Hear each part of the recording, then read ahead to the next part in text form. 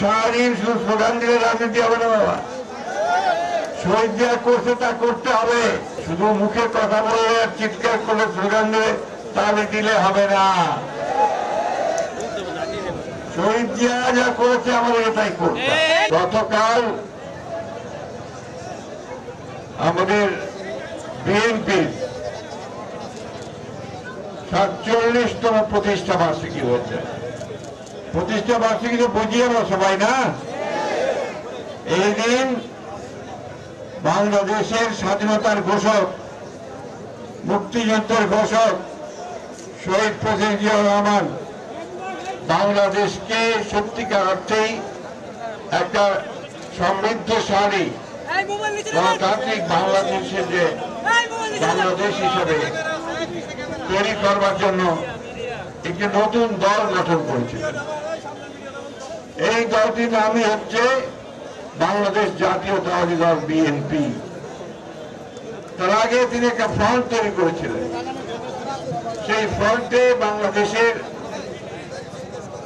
দেশপ্রেমিক রাজনৈতিক দলগুলো আওয়ামী লীগ ছাড়া বাকি সবাই যোগ দিয়েছিল এবং এদেরই একসাথে মতামতের ভিত্তিতে তিনি সেই নেতৃবৃন্দকে নিয়ে এবং জনগণকে সঙ্গে নিয়ে নতুন দল বাংলাদেশকে তৈরি করবার জন্য বিএনপি বা বাংলা জাতীয়তাবাদী দল।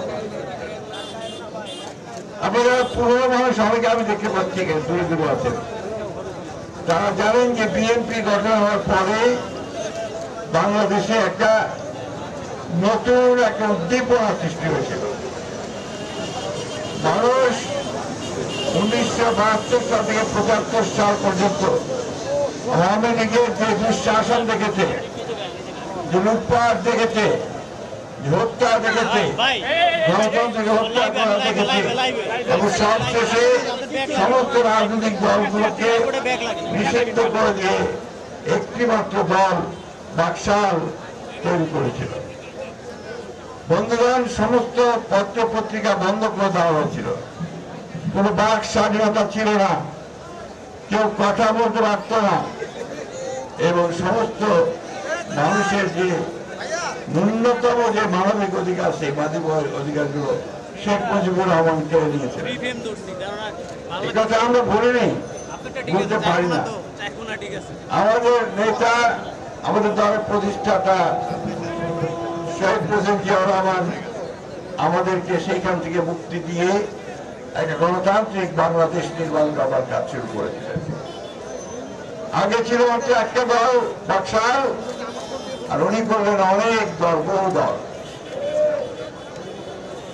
সব দলগুলো তাদের মতামত প্রকাশ করবে, সব মানুষ তার মতামত প্রকাশ করবে, সেই স্বাধীনতা তার থাকবে। এটাই ছিল মূল উদ্দেশ্য। তাই নয়, একদিকে যেমন তিনি এই রাজনৈতিক কাঠামো পরিবর্তন করলেন, মানুষের অধিকার ফিরিয়ে দিলেন, অন্যদিকে তিনি অর্থনীতিতে একটা বৈপ্লবিক পরিবর্তন আনলেন, কৃষিতে আনলেন একটা বিপ্লবের সূচনা।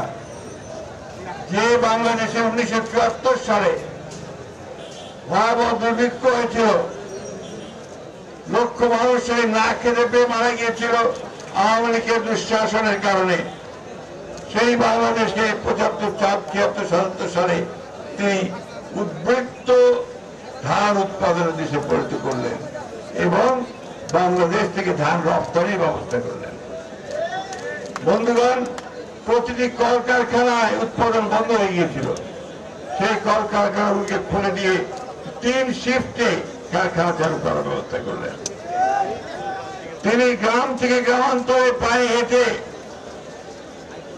খাল খনন কর্মসূচি গ্রহণ করলেন। যে নদীগুলো, খালগুলো নদী গিয়েছিল, এই দাঁড়াও, স্লোগান পরে দিলে চলবে, সারাদিন শুধু স্লোগান দিলে রাজনীতি হবে না বাবা। শহীদ যা করছে তা করতে হবে। কয়জন আজকে কোদাল ধরো আমি দেখবো যে কয়জন আজকে এই পরিষ্কার করার জন্য নামতো দুবাই। শুধু মুখে কথা বলে আর চিৎকার করলে স্লোগান দিয়ে তাহলে দিলে হবে না। শহীদ জিয়া যা করেছে আমাদের এটাই করতে। আমাদের নেতা তারেক রহমান সাহেবকে আমাদেরকে করতে যায় নির্দেশ দিচ্ছেন যে আমাদের করতে হবে। আমাদের নেত্রী খালেদা জিয়া আমাদেরকে যে পথ দেখিয়েছেন সেই পথে আমাদেরকে চলতে হবে, তাই না? তিনি যখন এই অর্থনীতির পরিবর্তন সূচনা করলেন, গার্মেন্টস আনলেন, পোশাক শিল্প, আপনাদের যে মিরপুর, মোহাম্মদপুর, টঙ্গী, আশুলিয়া, এই নারায়ণগঞ্জ সমস্ত এলাকাগুলোতে লক্ষ লক্ষ মহিলা কাজ করে, তাই না? কোথায় কাজ করে? গার্মেন্টস ফ্যাক্টরিতে। এরা বাংলাদেশে সবচেয়ে বেশি আয় আনে, বিদেশ থেকে ডলার, সেই ডলার নিয়ে আসে তারা, আর ওই ডলার দিয়ে আপনাদের উন্নয়ন হয়।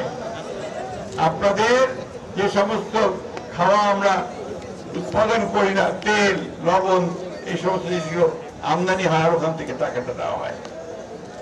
আমাদের হাজার হাজার লক্ষ ভাই তারা বিদেশে, মিডল ইস্টে, মধ্যপ্রাচ্যে, দুবাইতে, সৌদি আরবে, ওমানে, ইরানে, ইরাকে চাকরি করে টাকা পাঠায়, তাই না?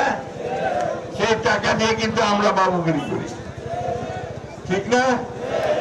তো এইটা জিয়াউর রহমানের অবদান।